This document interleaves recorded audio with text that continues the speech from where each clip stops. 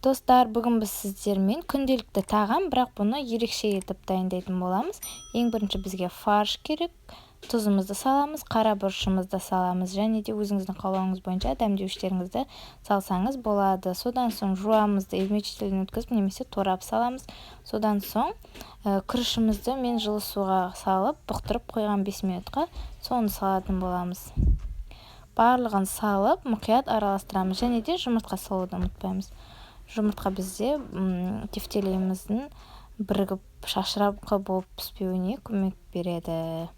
Осылайша барлығын араластырып алып, келесі формамызға өзіңіздің қалауыңыз бойынша үйдегі бар овощтарыңызды жуып, тазалап, турап алып формамызға саламыз. Ендігі кезекте жаңағы тефтелейлерімізді дөңгелектеп алып, формамызға овощтардың үстіне салып шығатын боламыз.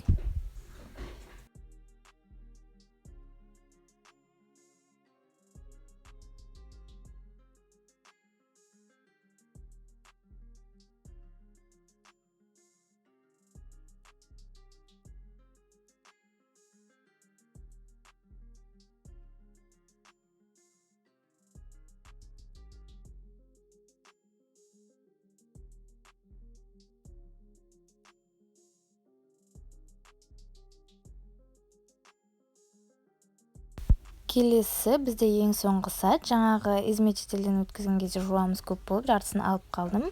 Содан соң ыдысымызға томатный паста, өзіңіздің қалауыңыз бойынша дәмдеуіштер, укроп қосып, су қосып, барлығын біркелкі етіп араластырып аламыз. Кейін жаңағы тефтелейіміздің үстіне құйып, қызып тұрған пеште 35-45 минуттай пісіріп аламыз. Осылайша біздің дәмді ужиніміз дайын болады. Міндетті түрде жасап көріңіз, керемет дәмді болып шығады. Егер де менің видеом ұнаған болса, видеомды соңына дейін қараған болсаңыз, арнама тіркеліп, хотя бы лайк басып кетсеңіз, мен қуанып қалар едім.